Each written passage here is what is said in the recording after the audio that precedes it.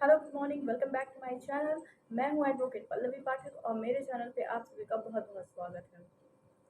Firstly, मैं यहाँ पे ये बताने वाली हूँ आज के वीडियो में कि पॉलिटिकल साइंस और कॉन्स्टिट्यूशन में क्या संबंध है, what is the relation between in it. और थोड़ी सी बेसिक नॉलेज भी देने वाली हूँ मैं कॉन्स्टिट्यूशन से रिलेटेड कि क्यों हमारा कॉन्स्टिट्यूशन, क्यों हमारा संविधान इतना इम्पोर्टेंट है हम भारतीयों के लिए, और ऐसी कौन कौन सी चीज़ें हैं जो कॉन्स्टिट्यूशन में ली गई हैं और कैसे ली गई हैं, कहाँ से ली गई हैं। जहाँ तक रही बात, मैं अपने प्रीवियस 2 वीडियोज़ में थोड़ा बहुत कॉन्स्टिट्यूशन के बारे में बताया है मैंने, जिसमें मैंने ड्राफ्टिंग कमिटी के बारे में बताया है और भी 2-3 चीज़ें मैंने बताई हैं। अगर आप देखना चाहें तो उसमें जाकर देख सकते हैं। सेकेंडली, मैं स्टार्ट करने वाली हूँ यहाँ पे कॉन्स्टिट्यूशन के बारे में कि कॉन्स्टिट्यूशन होता क्या है। कॉन्स्टिट्यूशन जो है वो राजनीति का कच्चा चिट्ठा आप समझ सकते हैं कि जिसमें लिखा गया हो उसको संविधान कहते हैं, कि कब किसको कहाँ से क्या करना है, क्या नहीं करना है और कब करना है। ये सारी चीज़ें हमें हमारे कॉन्स्टिट्यूशन में देखने को मिलती हैं। इसके बाद जो हमारा सुप्रीम लॉ होता है और जो हमारा लाइव डॉक्यूमेंट होता है, ये दोनों चीज़ें कॉन्स्टिट्यूशन में इन्वॉल्व की गई हैं। इन टू बेस के आधार पे, इन टू बेसिस डिस्क्रिप्शन के आधार पे हमारे कॉन्स्टिट्यूशन को पूरी तरीके से समझाया गया है।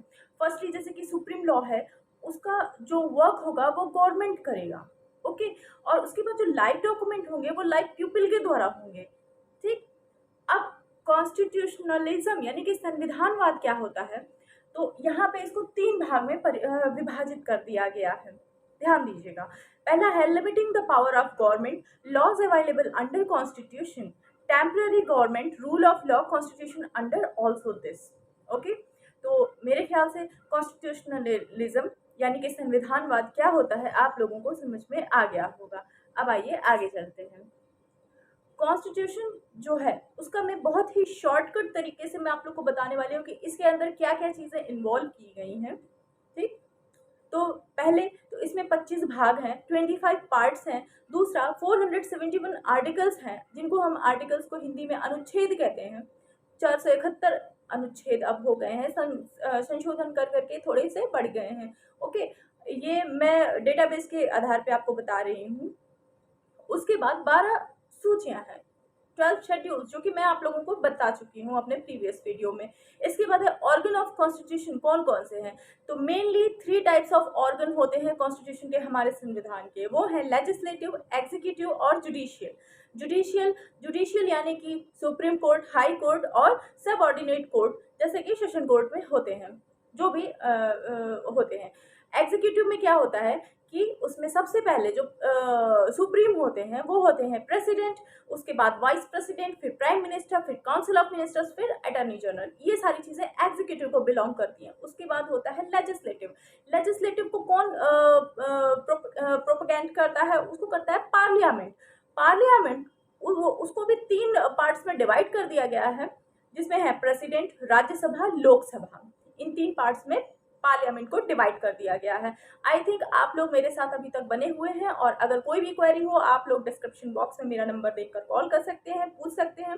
जो भी चीज़ें ना समझ में आ रही हूँ मैं उसको और ज़्यादा डीपली स्टडी करके आप लोगों को समझा दूंगी। ये मैं शॉर्टकट इसलिए बता रही हूँ क्योंकि मैं भी अपने स्कूल टाइम में इसी तरीके से कॉन्स्टिट्यूशन को पढ़ती थी। देखिए, स्मार्ट वर्क करना चाहिए, हार्ड वर्क नहीं करना चाहिए। मैं ये नहीं कह रही हूँ कि हार्ड वर्क मत कीजिए, हार्ड वर्क भी करना मोस्ट इंपॉर्टेंट होता है, लेकिन उससे भी ज़्यादा आपको स्मार्ट वर्क करना होता है। कॉन्स्टिट्यूशन बहुत बड़ा है।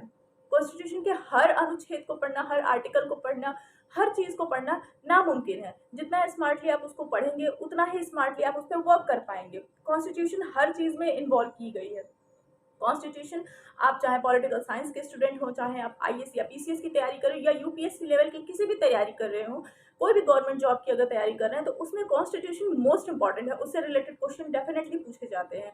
तो यहाँ पे अगर आप कॉन्स्टिट्यूशन को स्मार्टली नहीं स्टडी करेंगे तो आपका कोई भी सिलेक्शन नहीं हो पाएगा। कॉन्स्टिट्यूशन में आपको ये चीज़ पता होनी चाहिए कि उसमें कितने शेड्यूल्स हैं, कितने आर्टिकल्स हैं, कितने पार्ट्स हैं, कॉन्स्टिट्यूशन को कहाँ से लिया गया है, संविधानवाद क्या होता है संविधान का। उसके बाद कॉन्स्टिट्यूशन की क्या आवश्यकता पड़ी, कॉन्स्टिट्यूशन में हम लोग क्या पढ़ते हैं। जैसे कि मैंने बताया कि राजनीति का कच्चा चिट्ठा है हमारा संविधान। संविधान के अंतर्गत वो सारी चीजें लिख दी गई हैं कि किसी भी व्यक्ति को कब क्या कैसे करना है, किन परिस्थिति में करना है और क्यों करना है, क्या बेसिस पे करना है, ये सारी चीजें इसमें लिखी गई हैं। आइए अब आगे चलते हैं। एक और चीज, काउंसिल ऑफ मिनिस्टर जैसे होते हैं, काउंसिल ऑफ मिनिस्टर में वो मिनिस्टर आएंगे जैसे क्लॉथ मिनिस्टर हो गए, फॉरेन मिनिस्टर हो गए, होम मिनिस्टर हो गए, ये सारे मिनिस्टर्स काउंसिल ऑफ मिनिस्टर में होते हैं, जो कि मैंने एग्जीक्यूटिव मिनिस्टर्स में आप लोगों को लाइन वाइज बताया था। ओके,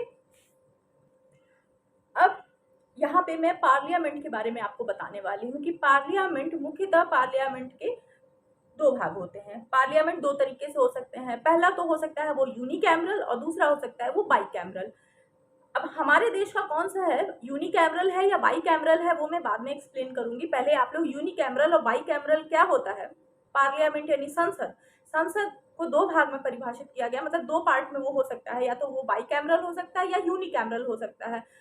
अब मैं यहाँ पे इन्हीं दोनों को डिफाइन करने वाली हूँ। तो यूनिकैमरल जो होता है वो वन हाउस का होता है और बाइकैमरल जो होता है वो टू हाउस का होता है। एक होता है लोकसभा, दूसरा होता है राज्यसभा। अब वन हाउस वाला मैं आपको बाद में डिफाइन करूंगी, पहले आते हैं बाइकैमरल लेजिस्लेचर पे। तो जो बाइकैमरल लेजिस्लेचर होता है वो राज्यसभा और लोकसभा दो सभाओं में विभाजित होता है। राज्यसभा के अंतर्गत आ गए हैं स्टेट्स, अपर, उसके बाद एमएलएज, एसेट्रा एसेट्रा एसेट्रा। उसके बाद लोकसभा में आ जाते हैं प्यूपिल, फिर लोअर, फिर इलेक्टेड प्यूपिल जो उनको इलेक्ट करके पहुंचाते हैं लोकसभा में। ओके, तो मेरे ख्याल से इतना आपको समझ में आ गया होगा। जैसा कि मैं यूनिकैमरल के बारे में बताना भूल गई थी, सॉरी। यूनिकैमरल जो होता है वन हाउस होता है। आप ब्रिटेन में देख लीजिए, वहाँ पे अभी भी राजा रानी महाराजा ये इस टाइप का सिस्टम चल रहा है कि वो लोग जो law and order pass out करेंगे वही हमारा मेन रहेगा और उसी हिसाब से हमें चलना रहेगा। वहाँ पे ऐसा नहीं है कि आपको वोट डालना है, आपको इलेक्टेड पर्सन ले जाके रखना है वहाँ पे, या वोटिंग सिस्टम, ऐसा कुछ भी नहीं होता है। तो ऐसा जो सिस्टम जहाँ पे होता है वो होता है यूनिकैमरल का। और हमारे यहाँ मेरे ख्याल से समझाने के बाद आप लोगों को समझ में आ गया होगा कि हम लोगों का जो इंडिया का जो कॉन्स्टिट्यूशन है, जो हम लोगों का संविधान है, वो किस बेस पे आधारित है। सही समझ रहे हैं आप, वो बाइकैमरल है। हमारे यहाँ इलेक्टेड पीपल्स होते हैं, वोटिंग होती है, उसके बाद फिर हम उस बंदे को जिताते हैं, फिर वो राज्यसभा, लोकसभा इत्यादि, मतलब जो भी प्रोसीजर होता है उस हिसाब से वो वहां पर जाता है। अब उसके बाद है एग्जीक्यूटिव, जो सेकेंड नंबर पे है। सेकेंड नंबर पे जो एग्जीक्यूटिव है वो कैसे इम्प्लीमेंट करता है। तो पहला वो पॉलिटिकल तरीके से करेगा, दूसरा वो एडमिनिस्ट्रेटिव तरीके से करेगा। पॉलिटिकल तरीके से जब वो करेगा तो वो टेम्पररी होगा, ठीक है। वो कौन कर सकता है, वो प्रेसिडेंट कर सकते हैं, प्राइम मिनिस्टर कर सकते हैं, कैबिनेट मिनिस्टर्स कर सकते हैं। ओके, जो एडमिनिस्ट्रेटिव होता है वो परमानेंट होता है। जो इम्प्लीमेंट होता है एडमिनिस्ट्रेटिव तरीके से वो परमानेंट होता है। वो कौन करता है, वो आईएएस करते हैं, पीसीएस ऑफिसर्स करते हैं, एक्सेट्रा एक्सेट्रा करते हैं। आई थिंक इतना क्लियर हो गया होगा। अब आते हैं जुडिशरी पे। ये जो मैंने तीनों आपको बताए थे, जुडिशरी, एग्जीक्यूटिव एंड पार्लियामेंट, मैं उन्हीं चीज़ों को थोड़ा थोड़ा करके डिस्क्राइब कर रही हूँ। अगर आप बोलेंगे तो मैं आपको नोट्स भी अवेलेबल करवा दूंगी। उसके बाद आता है जुडिशरी। जुडिशरी मीन्स प्रोटेक्टर, हमें सुरक्षा प्रदान करने वाला। ऐसा नहीं है कि आप पार्लियामेंट में ही जा सकते हैं, या फिर आप एग्जीक्यूटिव में अगर आपको इंसाफ नहीं मिला है तो और कोई रास्ता नहीं है। नहीं, एक और इन सब के ऊपर भी होता है, वो होता है जुडिशरी। जुडिशरी जो होता है वो हमारा प्रोटेक्टर होता है। सुप्रीम कोर्ट, उसके बाद हाई कोर्ट, उसके बाद मेट्रोपॉलिटन कोर्ट्स, फिर होते हैं district and session court. High court के बाद दो कोर्ट्स होते हैं, मेट्रोपॉलिटन कोर्ट्स होते हैं और डिस्ट्रिक्ट एंड सेशन कोर्ट होते हैं। मेट्रोपॉलिटन कोर्ट्स में civil court and criminal court आ जाते हैं और डिस्ट्रिक्ट एंड सेशन कोर्ट में सिविल कोर्ट और क्रिमिनल कोर्ट आ जाते हैं। आई थिंक इतना आपको समझ में आ रहा होगा। मैं बहुत ही शॉर्टली तरीके से आपको यहाँ पर बता रही हूँ। कहेंगे तो मैं ब्रीफ नोट्स आप लोगों को अवेलेबल करवा दूंगी। अब आगे है टाइप्स ऑफ कॉन्स्टिट्यूशन। कॉन्स्टिट्यूशन कितने टाइप्स के होते हैं। कॉन्स्टिट्यूशन टू टाइप्स के होते हैं। रिटन कॉन्स्टिट्यूशन होता है और एक होता है नॉन रिटन कॉन्स्टिट्यूशन। अब रिटन कॉन्स्टिट्यूशन क्या होता है उसको भी मैं बताने वाली हूँ, और नॉन रिटन कॉन्स्टिट्यूशन कौन से देश में लागू है वो भी मैं आपको यहाँ पे एग्जाम्पल के तौर पे बताऊंगी, ठीक है। तो रिटन कॉन्स्टिट्यूशन जो होता है वो कोडिफाइड होता है और कंपाइल होता है। वो एक बुक के रूप में बनाई जाती है, जैसे कि हमारे देश का जो कॉन्स्टिट्यूशन है वो लिखित है। USA, United states of America का जो कॉन्स्टिट्यूशन है वो भी लिखित है, कंपाइल है, बुक में है, ठीक है। आप उसे खोल कर देख कर पढ़ सकते हैं, उसको आप अपने ऊपर लागू कर सकते हैं या दूसरों को भी बता सकते हैं।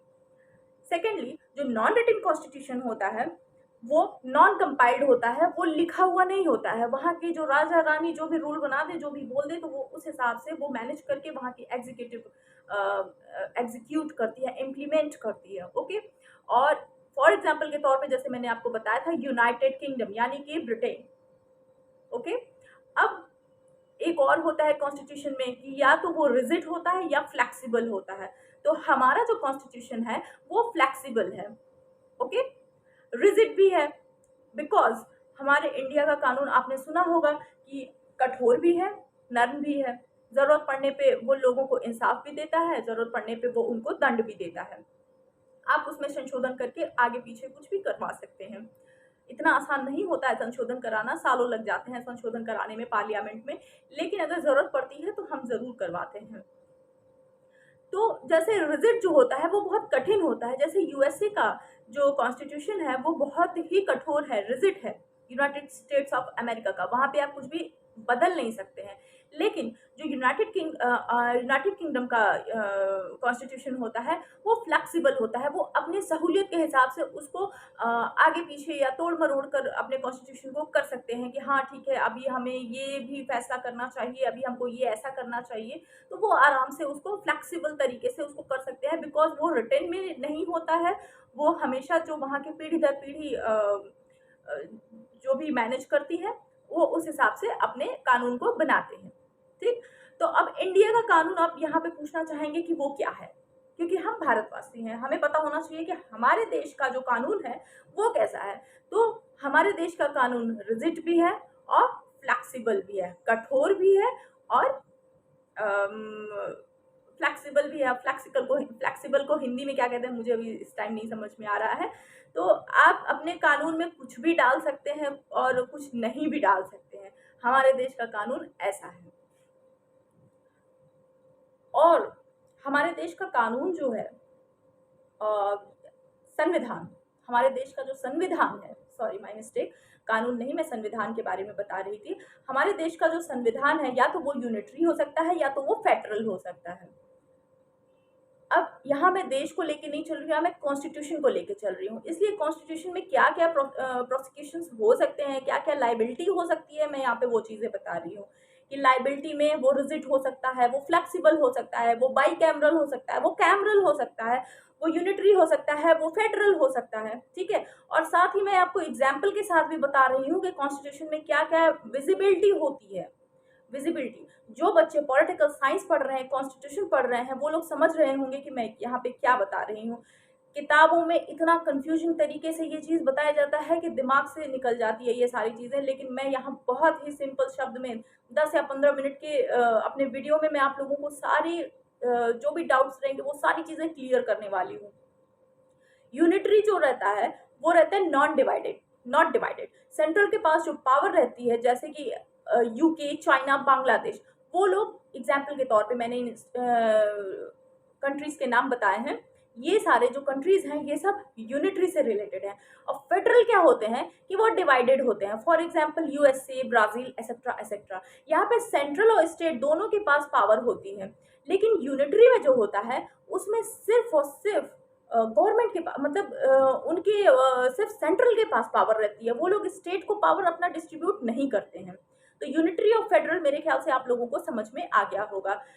अब इंडिया में क्या होता है, अब यहाँ पे फेडरल के बारे में मैं थोड़ा सा और बताऊंगी कि सेंट्रल और स्टेट दोनों के पास अपने पावर मूव ऑन करने के बाद, एग्जाम्पल के तौर पे यूएसए और ब्राजील जैसे दो बड़े देशों के नाम भी मैंने बताए। अब यहाँ पे कौन कौन सी पावर वो डिवीजन करते हैं उनके बारे में बताती हूँ कि फेडरल में वो पावर डिवीजन कर सकते हैं, वो रिटर्न में हो सकता है, सेंट्रल और स्टेट पावर सेपरेट भी हो सकता है, कॉन्स्टिट्यूशन सुप्रीम होता है वहाँ पे। उसके बाद वो इंडिपेंडेंट जुडिशरी होता है, मतलब वहाँ पे जो भी जुडिशरी रहेगी वो इंडिपेंडेंट रहेगी, उसमें किसी का भी हस्तक्षेप नहीं रहेगा, कोई भी सेंट्रल गवर्नमेंट का हस्तक्षेप नहीं रहेगा, जुडिशरी सुप्रीम रहेगी वहाँ पे। तो ऐसे कानून जहाँ होते हैं वो फेडरल होते हैं। अब आइए बारी आती है हमारे देश की। मैंने एग्जाम्पल दिया था यूके, चाइना, बांग्लादेश, वो यूनिटरी होते हैं, और एग्जाम्पल दिया था यूएसए, ब्राजील, वो होते हैं फेडरल। अब हमारा देश क्या है, क्या वो यूनिटरी में आता है या वो फेडरल में आता है? तो हमारा देश आता है क्वासी फेडरल में। ठीक है। हमारा जो देश है वो क्वासी फेडरल इंडिया कहलाता है, यानी कि वो यूनिटरी भी है आधा और आधा फेडरल भी है। ओके, आई थिंक आप लोगों को क्लियर हो गया होगा। अब यूनिटरी की तरफ इंडिया जो है वो यूनिटरी की तरफ बढ़ रहा है, लेकिन फेडरल के साथ साथ फेडरल प्रॉपर्टीज में जितनी भी सारी चीजें मौजूद हैं वो यूनिटरी की भी प्रॉपर्टीज उसमें मौजूद हैं हमारे इंडियन कॉन्स्टिट्यूशन में। Last but not at least, constitution या तो इनैक्टेड हो सकता है या इवॉल्व हो सकता है। ठीक, अब इनैक्टेड क्या होता है? इनैक्टेड होता है जिसको बनाने के लिए एक ऑर्गेनाइजेशन बनी हो, बुक लिखना है, फिक्स ग्रुप, फिक्स टाइम, ठीक है। तो इस तरीके का जब कॉन्स्टिट्यूशन बनता है तो उसे हम इनैक्टेड कॉन्स्टिट्यूशन कहते हैं। और इवॉल्व्ड कॉन्स्टिट्यूशन क्या होता है? जिसमें ग्रुप, टाइम नॉट फिक्स्ड, कितने ग्रुप के लोग बना रहे हैं, वो कॉन्स्टिट्यूशन क्या है क्या नहीं है, कुछ भी उनको टाइम मैनेजमेंट कुछ भी नहीं पता है। और टाइम के साथ कॉन्स्टिट्यूशन बदलता रहता है। सेंट्रल के पास पूरी पावर रहती है, उसमें स्टेट के पास कोई भी पावर नहीं रहती है। तो मेन चीज इसमें यही रहता है। अब आप लोगों को मेरे ख्याल से इनैक्टेड और इवॉल्व्ड आप लोगों को कॉन्स्टिट्यूशन के बारे में समझ में आ गया होगा। एक और नोट डाउन करने वाली चीज है कि इंडिया इनैक्टेड है, इवॉल्व है, दोनों ही कह सकते हैं, क्योंकि एनेक्टेड की प्रॉपर्टीज ज्यादा है, इनैक्टेड की प्रॉपर्टीज हमारे कॉन्स्टिट्यूशन में ज्यादा है। हम वक्त के साथ अमेंडमेंट करते रहते हैं अपने कॉन्स्टिट्यूशन में, इसलिए ज्यादातर इनैक्टेड की प्रॉपर्टी ज्यादा होने की वजह से कुछ लोग इसे इनैक्टेड कॉन्स्टिट्यूशन भी कहते हैं और कुछ लोग इसको इनैक्टेड एंड इवॉल्व प्रॉपर्टीज दोनों कहते हैं। बिकॉज जब हमारा कॉन्स्टिट्यूशन बना था तो उसमें टाइम के साथ कॉन्स्टिट्यूशन में बदलाव भी कर दिया जाता है। ये प्रॉपर्टी है इवॉल्व की, इसीलिए हमारा कॉन्स्टिट्यूशन इनैक्टेड और इवॉल्व दोनों ही है। अब अपने नेक्स्ट वीडियो में मैं आपको बताऊंगी कि 25 पार्ट्स ऑफ जो कॉन्स्टिट्यूशन है, हमारे संविधान के 25 भाग, उनके बारे में थोड़ा सा बताऊंगी। जब मैं अपने कॉलेज टाइम में थी तो मैंने इसको किस तरीके से शॉर्ट लेकर के उसको पढ़ा था और अपने दिमाग में बिठा लिया था कि वो आज तक मेरे साथ वो चल रहा है। और मुझसे कोई भी कुछ भी कहीं से भी पूछता है तो मैं आर्टिकल्स कभी नहीं भूलती हूँ। ये उन बच्चों के लिए होगा जिनको कॉन्स्टिट्यूशन में रुचि तो है, लेकिन आर्टिकल्स को देख के उनका दिमाग घूम जाता है और वो पढ़ने से भागने लगते हैं कॉन्स्टिट्यूशन। बिल्कुल मत भागिए, बहुत ही सिंपल होता है। किसी भी चीज़ में अगर आप लगन से और ध्यान से अगर आप कोई भी चीज़ अगर पढ़ना चाहें तो समझ में आ ही जाती है। अगर मेरा चैनल आप लोगों को पसंद आ रहा हो तो प्लीज़ मेरे चैनल को लाइक करें, सब्सक्राइब करें और कमेंट करना ना भूलें। अगर कोई भी क्वेरी हो तो मुझसे आप लोग कमेंट बॉक्स में जाकर पूछ सकते हैं, मुझे व्हाट्सएप कर सकते हैं। किसी भी रिलेटेड अगर आप लोगों को केस से रिलेटेड बात करनी है उसके लिए भी आप लोग मुझसे लीगल एडवाइस ले सकते हैं। मैं अपना डिस्क्रिप्शन बॉक्स में नंबर डाल देती हूँ।